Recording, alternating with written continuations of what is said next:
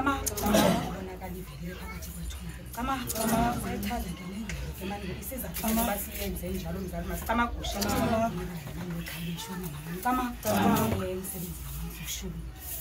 Kama isipele sabakhona xesha ke kama isipele sahamvulana ngexesha ke kama samazothuka emzalwana amagusha isipele samanzothuka emzalweni amagusha phansi sangisihle ke samambolo ngexesha ke kama isoleta ke ngexesha kama nami nesihlule sihle ke samagqirha ke mzali kanje kama amagqirha ke ngexesha kama mama kama kumsebenzisa ukushubile